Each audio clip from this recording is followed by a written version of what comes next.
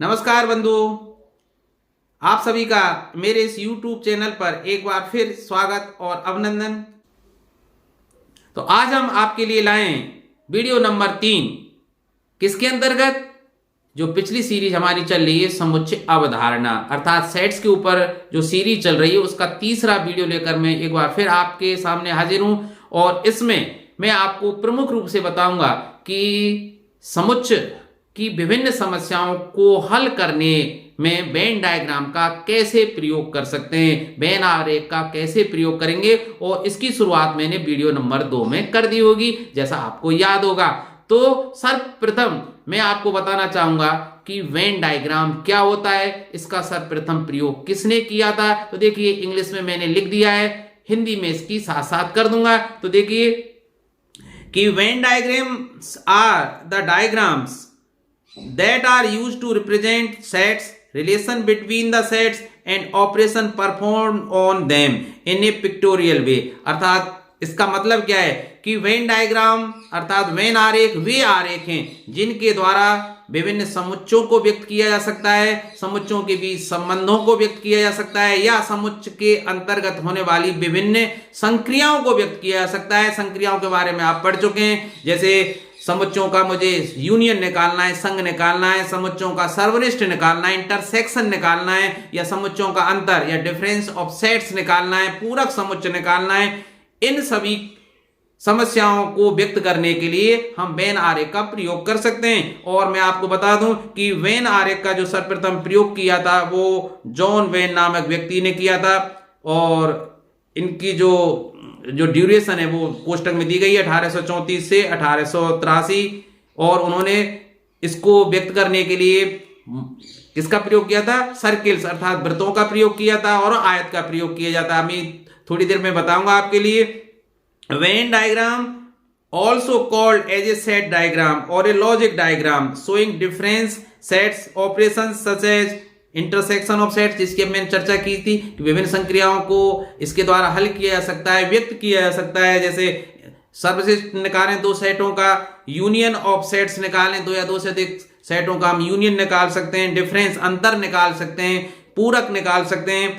It is also use to depict subset of a set, अर्थात हम किसी समुच्चय का उपसमुच्चय, इन सभी की चर्चा करेंगे कैसे ज्ञात करते हैं वेन डायग्राम के द्वारा। विभिन्न समस्याओं को बहुत बारीकी से आज हम जानेंगे कि वेन डायग्राम के द्वारा कैसे हल कर सकते हैं। तो मैं बता दूं कि वेन डायग्राम के लिए हम मुख्यतः आयत और वृत्त का प्रयोग करते हैं। तो आयत के द्वारा तो व्यक्त किया जाता है सार्वत्रिक समुच्चय को, और सार्वत्रिक समुच्चय के हम जानते हैं जो प्रयोग किए जा रहे हैं विभिन्न समुच्चय वे सभी उपसमुच्चय होते हैं, अर्थात प्रयुक्त किए गए जितने भी समुच्चय होंगे वे सभी सार्वत्रिक समुच्चय के उपसमुच्चय होते हैं, हम जानते हैं। तो आयत के द्वारा सार्वत्रिक समुच्चय को और प्रयुक्त किए गए विभिन्न उपसमुच्चयों को हम कैसे व्यक्त करेंगे? सर्किल के द्वारा। एक समुच्चय है तो एक सर्किल, और अगर दो है तो दो, उनका वृत्तों का प्रयोग करेंगे। तीन है तो तीन वृत्तों का हम प्रयोग करेंगे। अब देखिए आप कहेंगे सार्वत्रिक समुच्चय क्या है? भाई सार्वत्रिक समुच्चय इन दिए गए समुच्चयों का गॉडफादर होता है। तो अब देखिए मैं एक उदाहरण लेके आपको बताना चाहूंगा। जैसे मान लीजिए समुच्चय ए है 1 2 3, चलिए छोटा सा उदाहरण ले लेता हूं। बी समुच्चय है जिसके सदस्य हैं 3 4 5, और सी कोई समुच्चय है जिसके उदाहरण मैं ले लेता हूं 5 6 7 और 8। तो देखिए अब उपसमुच्चय क्या होगा? ऐसा समुच्चय होगा जिसका ए बी और सी जो समुच्चय दिए गए हैं वे क्या हो? उपसमुच्चय हो, अर्थात सार्वत्रिक समुच्चय के ए बी सी जो दिए गए समुच्चय वो उपसमुच्चय होने चाहिए। तो मैं मान सकता हूं कि सार्वत्रिक समुच्चय कैसा होगा? 1 2 3 4 5 6 7 8 9 भी हो सकता है, कितने भी मान सकते हैं। अब देखिए यहां से आप देख सकते हैं कि ए सबसेट ऑफ यू, बी जो समुच्चय वो भी सबसेट है यू का, और जो सी है वो भी सबसेट है किसका? यू का। तो देखिए क्योंकि देखिए 1 2 3 ए वाले भी शामिल हैं, 3 4 5 यहां भी शामिल हैं, 5 6 7 8 5 6 7 8। तो आप कहें सर इसका फॉर्मूला क्या है, सार्वत्रिक समुच्चय को कैसे ज्ञात करते हैं? तो देखिए बंधु, मैं आपको बता दूं, सार्वत्रिक समुच्चय को ज्ञात करने का कोई विशेष फॉर्मूला नहीं होता है, इसकी आप चिंता ना करें, क्योंकि इसका जो हेडेक है वो जो प्रश्न बनाने वाला है अर्थात एग्जामिनर है उसको पालने दें, वो स्वयं आपके लिए बताएगा कि सार्वत्रिक समुच्चय क्या है। पर एक बात ध्यान रखें, जितने भी समुच्चय दिए गए हैं वो समान प्रकृति के होने चाहिए और समान प्रकृति के ही यू में अवयव होने चाहिए। ऐसा नहीं होगा कि ए समुच्चय 1 2 3 कर दें और बी समुच्चय कर दें ए बी सी या कुछ और कर दें। ये दिए गए जो समुच्चय हैं वो समान प्रकृति के होने चाहिए। अब मैं आपको बताता हूं कि भाई किसी जो वेन डायग्राम है उसके द्वारा उप समुच्चयों को या सुपरसेट को या सबसेट को कैसे व्यक्त करते हैं। तो देखिए मैंने अभी जैसे आपको बताया कि सार्वत्रिक जो समुच्चय है उसको तो एक हम आयत से व्यक्त करते हैं इस तरह से, ये मैंने आयत बना दिया, तो ये हो गया भाई हमारा सार्वत्रिक समुच्चय, इसको भी यू से व्यक्त करते हैं। तो मैं एक उदाहरण आपके लिए मान लेता हूं, देखिए कि आई आप जानते हैं set of integers, set of integers पूर्णांक आप जानते हैं कि इसमें तो कुछ भी हो सकता है, जैसे dot dot dot -3 -2 -1 0 1 2 3 dot dot dot ऐसे कुछ भी हो सकता है। तो ये तो हो गया मेरा सार्वत्रिक समुच्चय, ठीक है। और मैं कोई ए सेट मान लेता हूं जो 0 1 2 3 4 डॉट डॉट डॉट, ये क्या है भाई, होल नंबर्स का समुच्चय, ठीक है। इसी तरह एक बी सेट और मान लेता हूं जो 1 2 3 4 डॉट डॉट डॉट, अर्थात ये क्या है, नेचुरल नंबर्स का, प्राकृतिक संख्याओं का, ये पूर्ण संख्याओं का, ये पूर्णांकों का समुच्चय। तो देखिए सार्वत्रिक समुच्चय हो गया। और अगर मैं जैसे ये ए समुच्चय मैंने बनाया, ठीक है भाई, तो ये किसका हो गया, डब्ल्यू अर्थात पूर्णांकों का समुच्चय, ठीक है। इसके अंतर्गत पूर्णांक संख्या लिखी गई है और हम जानते हैं कि पूर्णांक का जो उपसमुच्चय वो क्या है, एन, अर्थात N is subset of W, ठीक है। तो सबसेट को व्यक्त करने के लिए कैसे करेंगे, एक और मैं व्रत बना देता हूं, ठीक है, जो बी है, ठीक है, या इसको मैं क्या कह सकता हूं, एन कह सकता हूं। तो सबसेट क्या होगा, उस व्रत के अंतर्गत ही होगा, अंदर, जैसे मैंने यहां बना दिया है। अब जिसको आप यहां से आसानी से देख सकते हैं, देखिए आयत इंटीजर्स को व्यक्त कर रहा है, अर्थात ये क्या है, यू है, ठीक है भाई।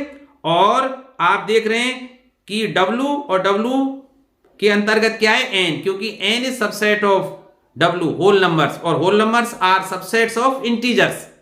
ये आपके समझ में आ गया होगा। तो अब हम चलते हैं भाई हम नेक्स्ट बात पर, कि हाँ एक चीज और मैं आपको बता देता हूं कि अगर 2 या 2 से अधिक सेट ऐसे हों कि वे डिसजॉइंट हों, चलिए कलर में इसमें बदल देता हूं, काफी देर से इसी रंग पर चल रहे हैं, तो देखिए चलिए मैं कलर बदलता हूं। तो देखिए ये मेरा क्या हुआ भाई, यूनिवर्सल सेट हुआ। अब अगर कोई सेट ए है और ये कोई सेट बी है, ए सेट, तो मैं दूर दूर क्यों बना रहा हूं, कि ऐसे सेट होंगे जो डिसजॉइंट हो, असंयुक्त हो, अर्थात ऐसे सेट होंगे, ऐसे 2 समुच्चय होंगे जिनमें कोई भी अवयव कॉमन नहीं हो। जैसे मैं मान लेता हूं समुच्चय ए है 1 2 3 और बी कोई समुच्चय है जिसके सदस्य हैं 5 6 7 और 8। तो देखिए अब इनमें कोई कॉमन नहीं है, अर्थात इसमें 1 1 2 3 और इसमें 5 6 7 और 8, ठीक है। तो कोई कॉमन नहीं है तो दूर दूर बनाएंगे। तो इस तरह से हम करेंगे, असंयुक्त या डिसजॉइंट सेट्स को व्यक्त करेंगे। अब इसी तरह देखिए एक उदाहरण में और ले लेता हूं, अगर ए इस तरह से होता कि 1 2 3 और बी सेट इस तरह से होता कि 3 4 5 और 6, तो अब देखिए 3 दोनों में कॉमन है, अर्थात एक अवयव कॉमन आ रहा है, एक या एक से अधिक अवयव कॉमन आते, तब मैं कैसे व्यक्त करता भाई, इसी समुच्चय को इस तरह से व्यक्त करता भाई,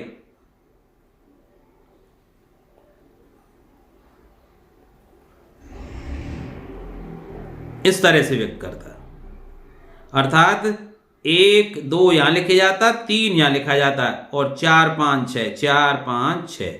ठीक है, ये ए सेट हो जाता, ये सेट हो जाता बी।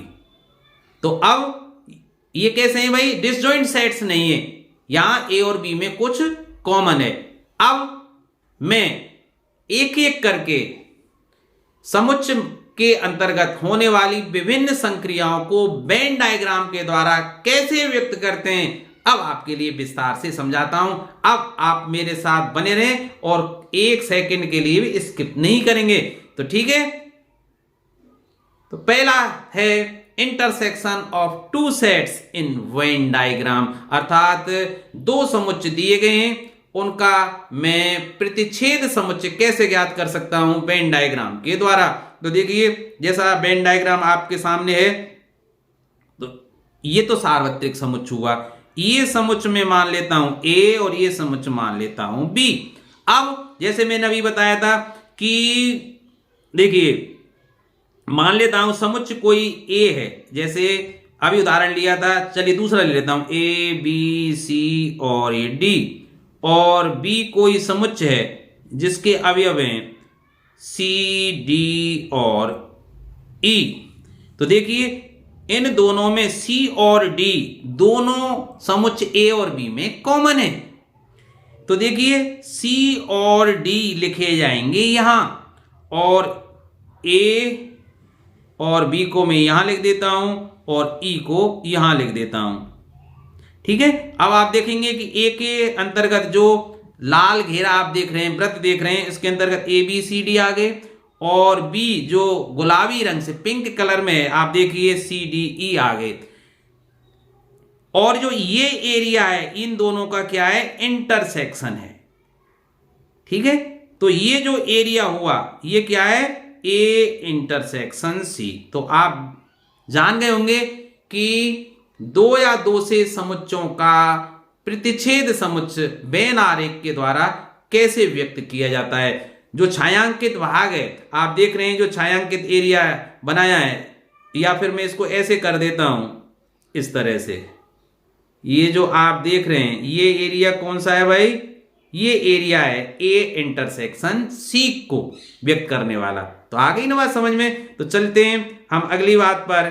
अब यूनियन ऑफ टू सेट्स कैसे व्यक्त करते हैं? Union of two sets in Venn diagram.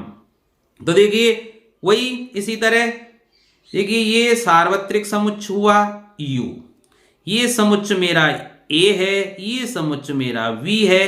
अब देखिए, इसमें कैसे लिखते हैं भाई? यूनियन में तो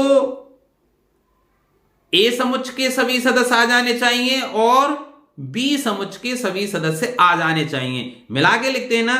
तो जैसे मैं मान लेता हूं A कोई समुच्चय है जिसके सदस्य हैं ए बी सी डी, और B कोई समुच्चय है जिसका सदस्य है सी डी ई। तो इनका यूनियन A यूनियन B कैसे लिखा जाएगा भाई?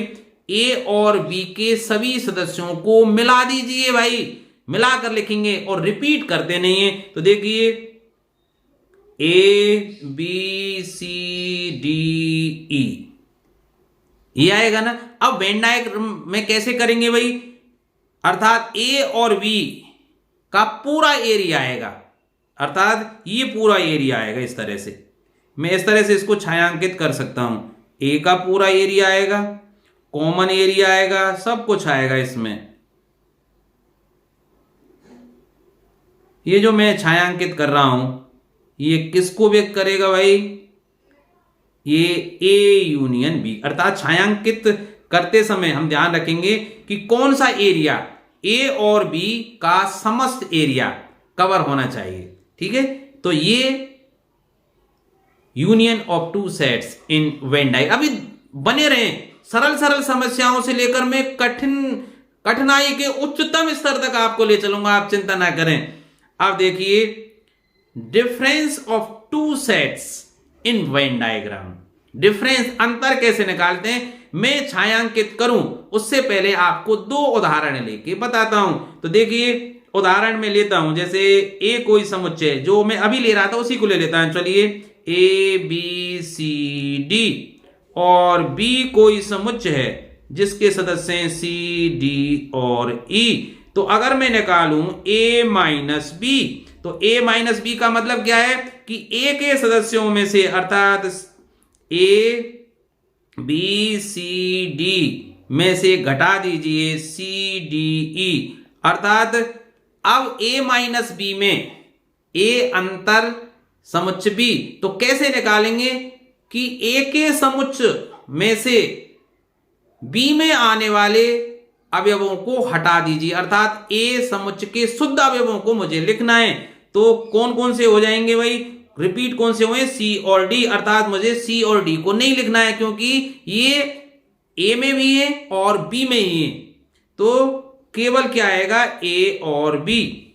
तो आप एक बात सोच लीजिए कि समझ लीजिए किस तरह से कि अगर कोई एक्स अवयव है जो किसका है, ए माइनस बी का सदस्य है, तो एक्स कैसा होगा भाई कि एक्स अवयव ए का तो होगा परंतु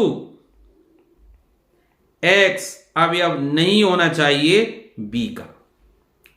ठीक है, समझ में आ गई ना कि अगर कोई element x A minus B का एलिमेंट है तो वो एलिमेंट कैसा होना चाहिए, x must be member of set A but it should not be a member of set B.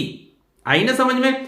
इसका मतलब क्या है कि केवल ए का भाग मुझे चाहिए, ए का जो भाग बी में है अर्थात बी के साथ जो कॉमन है उसको हटा दीजिए। यही बात है ना। तो देखिए कैसे, जैसे ये यूनियन में मान लेता हूं, सॉरी यूनियन नहीं में सार्वत्रिक समुच्चय, ये सार्वत्रिक समुच्चय यू है भाई, ये समुच्चय ए, ये समुच्चय मेरा बी है। तो देखिए ए माइनस बी को कैसे व्यक्त करेंगे, चलिए मैं इसको छायांकित करने के बजाय वो कर देता हूं। हाँ देखिए इस तरह से बनाएंगे, जो मैंने ये बना दिया है ना भाई, जो ये एरिया है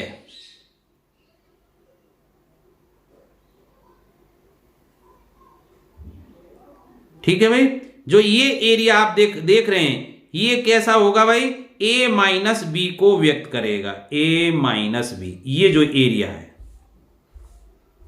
ठीक है यहां तक। अब देखिए इसी तरह अगर मैं b माइनस ए को व्यक्त करना चाहूं तो b माइनस ए को कैसे व्यक्त करेंगे भाई, b माइनस ए को कैसे निकालेंगे भाई कि b के अवयवों c d e में से घटा दीजिए a के अवयव a b c d को, अर्थात जो भी अवयव रिपीट हो रहा है समुच्चय ए में उनको हटा दीजिए।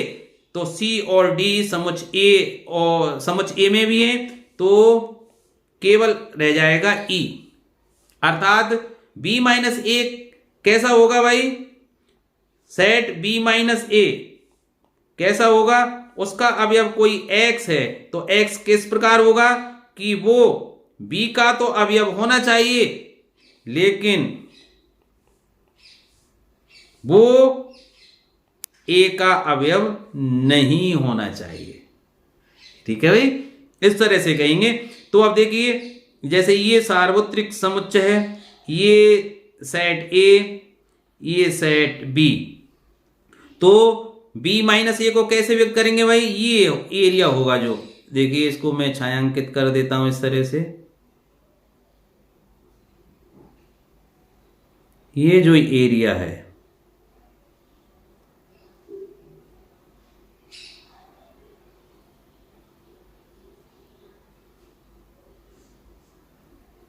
ये कॉमन वाला हिस्सा भी नहीं आना चाहिए भाई, ए का कोई भी हिस्सा इसके अंतर्गत नहीं आएगा। तो जो ये लाइनों से युक्त एरिया आप देख रहे हैं वो किसको व्यक्त करेगा, बी माइनस ए को। आशा है आपके समझ में आ गया। बी माइनस ए का मतलब बी का शुद्ध एरिया चाहिए मुझे, ए की मिलावट नहीं चाहिए, अर्थात ए में रिपीट होने वाले अवयवों को नहीं लिखाया जाएगा बी माइनस ए के अंतर्गत, और ए माइनस बी में ए के उन्हीं अवयवों को लिखाया जाएगा जो बी में नहीं है। चलिए अगली बात symmetric difference between two sets इन वेन डायग्राम। आप देखिए सिमेट्रिक डिफरेंस को आप जानते हैं, उसको कैसे व्यक्त करते हैं, ए डेल्टा बी से। और ए डेल्टा बी कैसे होता है आपको पता है कि A minus B union B minus A, ये होता है सिमेट्रिक डिफरेंस। आपको पता है, देखिए अगर ये परिभाषाएं आपको याद नहीं है तो आप मेरा वीडियो नंबर 1 पहले देखें। सेट की जो अवधारणा, समुच्चय अवधारणा का जो क्रमागत वीडियो चल रहे हैं, जो क्रमांक 3 आप देख रहे हैं, उसका पहला वीडियो देखिए जिसमें मैंने समुच्चय की परिभाषा से लेकर समुच्चय के प्रकार और उन समस्त की परिभाषा को बड़े बारीकी से समझाया है, उदाहरण ले लेकर। तो उसी में आप symmetric difference between two sets देख सकते हैं, जिसमें मैंने बताया था कि symmetric difference between two sets, जैसे मुझे ए और बी का सिमेट्रिक डिफरेंस निकालना है तो उसको कैसे लिखूंगा मैं, ए डेल्टा बी। और ए डेल्टा बी किसके बराबर होता है, A minus B union B minus A. मेरा एक अनुरोध भी आपसे है कि आप हिंदी जो नाम है उनके साथ साथ अंग्रेजी मान जरूर याद कर लें, क्योंकि अंग्रेजी मान इजी होता है बनस्पत हिंदी नाम के। ठीक है, इसमें कोई बुराई नहीं है अंग्रेजी के जो मुख्य जो नाम है, क्योंकि कभी कभी गड़बड़ हो जाता है। जैसे सार्वत्रिक समुच्चय की बात करूं, यूनिवर्सल सेट याद रखना बहुत आसान है, लेकिन इसकी जो हिंदी है वो अलग अलग, कहीं सर्वनिष्ठ लिखा हुआ है, सॉरी कहीं सार्वत्रिक लिखा हुआ है, कहीं सार्वभौमिक लिखा हुआ है, कहीं कुछ लिखा हुआ है, तो यूनिवर्सल सेट अच्छा है। इसी तरह संघ समुच्चय कहा जाए उसकी बजाय यूनियन अच्छा लगता है। सर्वनिष्ठ या प्रतिच्छेद कहा जाए उसकी प्रतिच्छेद समुच्चय कहा जाए उसकी बजाय इंटरसेक्शन ऑफ सेट्स कह सकते हैं। ठीक है, तो हाँ वापस आ जाते हैं कि ए डेल्टा बी बराबर होता है A minus B union B minus A. तो देखिए कैसे ज्ञात करेंगे भाई, आप जैसे ये सार्वत्रिक समुच्चय है ही भाई, ये सेट ए है, ये सेट बी है, तो इसका मतलब पहले ए माइनस बी ज्ञात कीजिए और फिर बी माइनस ए ज्ञात कीजिए और उन दोनों का यूनियन ज्ञात कर दीजिए भाई। तो देखिए ए माइनस बी कौन सा है, ये एरिया है, ये एरिया,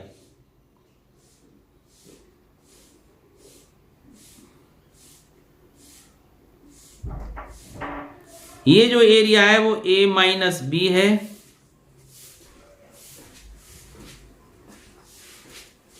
ये जो मैं छायांकित कर रहा हूं। ठीक है भाई, अब b माइनस ए, अब b माइनस ए को छायांकित करने के लिए चलिए मैं रंग थोड़ा सा बदल लेता हूं। तो ये b माइनस ए एरिया है,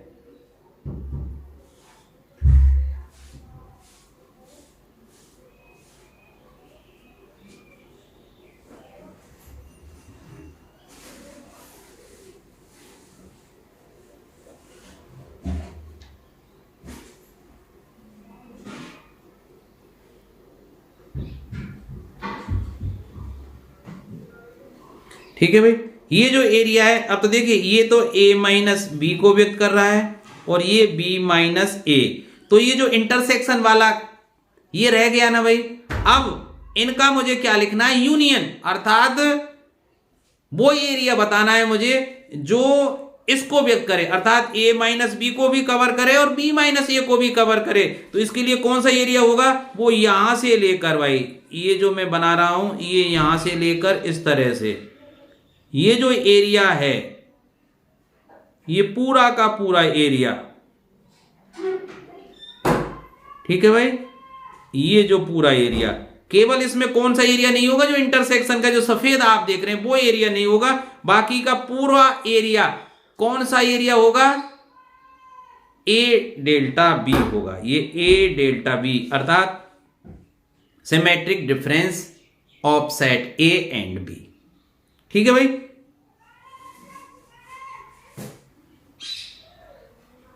अब देखिए complement of union of two sets in a Venn diagram.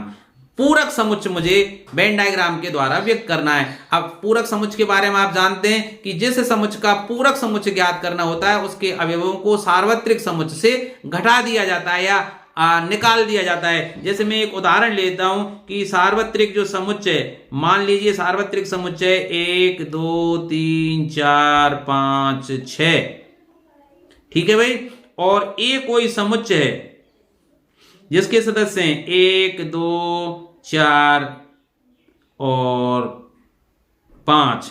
तो देखिए ए डैश मुझे ज्ञात करना है। ए डैश का मतलब ए का पूरक समुच्चय, वो कैसे होगा, u माइनस ए, अर्थात अंतर समुच्चय ज्ञात करना है। इसका मतलब मुझे ए के अवयव नहीं लिखने, केवल u के अवयव लिखने, वो अवयव लिखने जो a में रिपीट नहीं हो रहे हैं। इसका मतलब 1 नहीं लिखना है, 2 नहीं लिखना है, तो कौन सा लिखना है, 3 लिखना पड़ेगा और 6 लिखना पड़ेगा। तो 3 और 6 आ जाएंगे, अर्थात जो इसके अवयव हैं उसमें से a के अवयवों को हटा देंगे।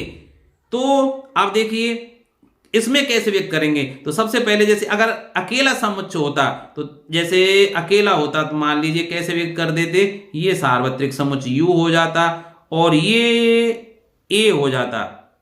ये अगर a है तो जो ये एरिया है ना, ये जो एरिया है, ये पूरा एरिया,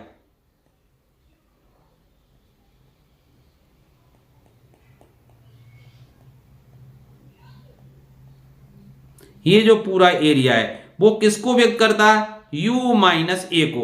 अर्थात ए का एरिया जिसका पूरक निकालें उसके एरिया को खाली छोड़ दें, उसका एरिया नहीं होगा, बाकी का पूरा एरिया किसका होगा, ठीक है, u माइनस ए का। अर्थात ये किसको व्यक्त करता है, ए डैश। हाँ एक बात और बता देता हूं, ए डैश से भी व्यक्त कर सकते हैं ए के पूरक समुच्चय को, या ए सी लगा देते हैं उससे भी व्यक्त कर देते हैं। अब जैसे ये है सार्वत्रिक समुच्चय, ये ए है, तो ए डैश को कैसे व्यक्त करेंगे भाई, तो ए डैश को व्यक्त करने के लिए ए का पूरक ये नहीं आएगा, मतलब ए वाला हिस्सा नहीं आएगा, और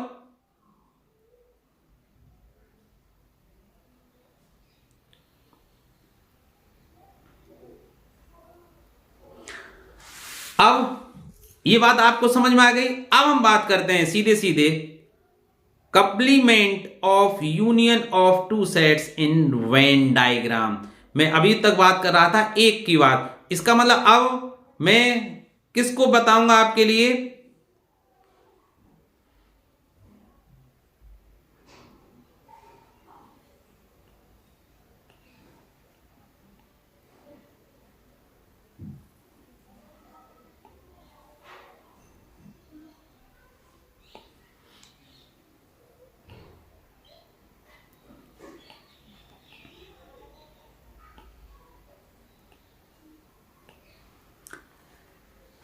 आशा है आपको समझ में आ गया होगा। अब बात करते हैं complement of union of two sets in Venn diagram, अर्थात दो समुच्चयों का संग हो, यूनियन हो, और उसका हम पूरक कैसे निकालें। तो देखिए कैसे निकालेंगे भाई, कि ए यूनियन बी का पूरक कैसे निकालेंगे, उसी तरह कि सार्वत्रिक समुच्चय से ए यूनियन बी के सदस्यों को हटा देंगे, अर्थात ए यूनियन बी का एरिया नहीं आएगा। याद रखें, जैसे ए डैश मैंने ऊपर देखिए, ए डैश मैंने कैसे निकाला था भाई, कि ए को छायांकित नहीं किया था, बाकी का जो एरिया है वो ए डैश को व्यक्त करेगा। तो इसी तरह जैसे ये सार्वत्रिक समुच्चय u है, ये समुच्चय a है, ये समुच्चय b है, तो a और b का जो एरिया है वो छायांकित नहीं होगा, बाकी का जो एरिया है वो किसको व्यक्त करेगा, a यूनियन b के पूरक समुच्चय को। और इसके लिए छायांकित करने के लिए चलिए मैं दूसरा तरीका अपना लेता हूं, कि इस तरह से ये जो एरिया है,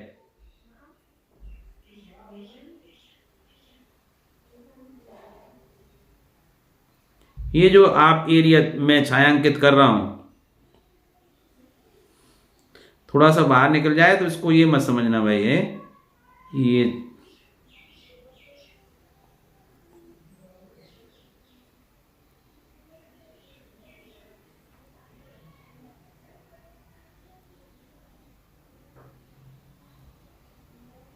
ये जो हरा भाग आप देख रहे हैं,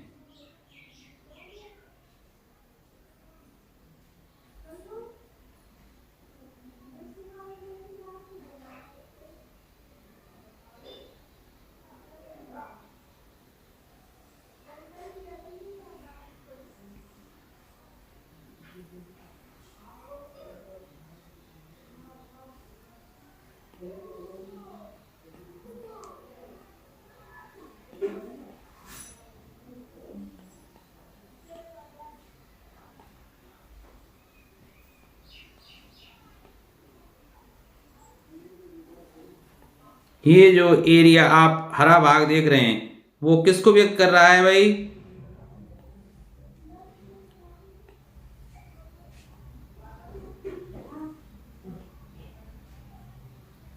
अब देखिए, मैं जो थोड़ा सा ओवरलैपिंग हो गई इसको हटा देता हूं और आपको बहुत अच्छा चित्र बना के मैंने आपको बता दिया भाई। ठीक है, ये जो आप ग्रीन एरिया आप देख रहे हैं वो किसको व्यक्त कर रहा है भाई? ए यूनियन बी के डैश को, अर्थात ए यूनियन बी के पूरक समुच्चय को व्यक्त कर रहा है। आशा है आपको समझ में आ गया होगा। चलते हैं नेक्स्ट चीज पर। देखिए,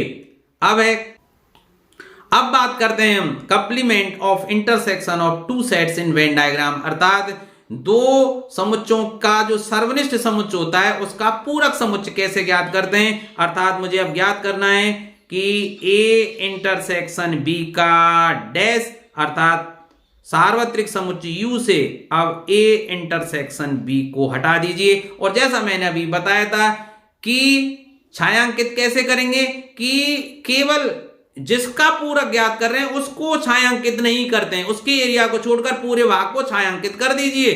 तो इसका मतलब A इंटरसेक्शन B को छायांकित नहीं करना है, पूरे एरिया को छायांकित कर दीजिए। That will represent the intersection complement of intersection of two sets.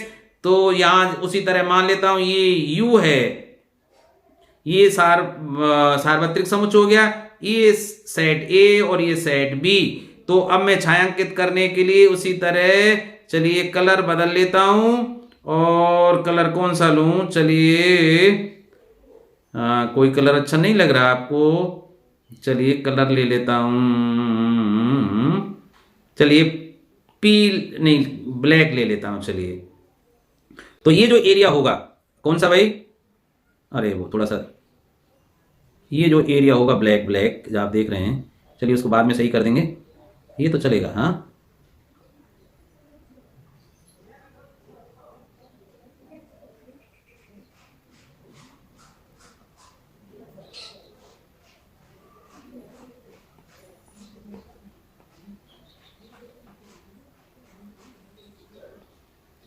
इसने ढक दिया भाई, ब्लैक ज़्यादा ब्लैक कर दिया मैंने थोड़ा सा। ये जो एरिया है ये पूरा, हाँ ये भी आएगा भाई, बी का पूरा एरिया आएगा, केवल ये नहीं आएगा।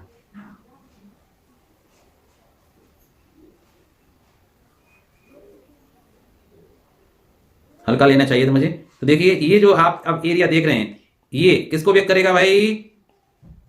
ये व्यक्त करेगा, ठीक है, ये किसको व्यक्त करेगा? ए इंटरसेक्शन बी का डैश। ठीक है,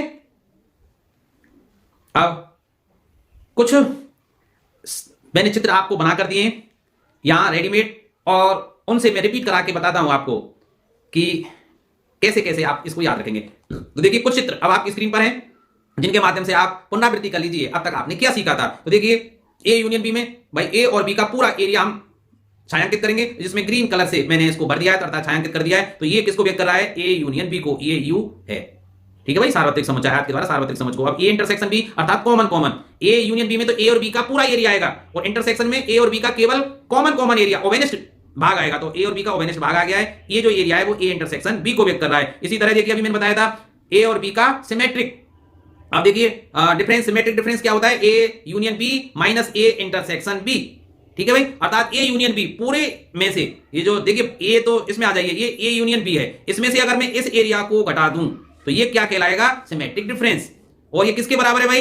A minus B union B minus A के। आप सिमेट्रिक डिफरेंस को दो तरह से याद कर सकते हैं, अर्थात ए यूनियन बी में से किसको घटा दें? ए इंटरसेक्शन बी को। वही बात है ना। तो चित्र के माध्यम से आप एक चीज और सीख गए कि A minus B union B minus A, B minus A किसके बराबर है भाई? A union B minus A intersection B के। और ये किसके बराबर होता है? Symmetric difference between set A and set B, अर्थात ए और बी का जो सिमेट्रिक डिफरेंस है। अब देखिए यहां ए डैश कैसे निकालेंगे? अर्थात ए के एरिया को हम छायांकित नहीं करेंगे, पूरा हिस्सा क्या हो जाएगा? ए डैश के बराबर हो जाएगा। ए का पूरक है भाई ये जैसे सार्वत्रिक समुच्चय है। अब ए इंटरसेक्शन बी डैश, अब आप देखिए ए इंटरसेक्शन बी डैश कैसे होगा भाई? अर्थात बी का एरिया छोड़कर,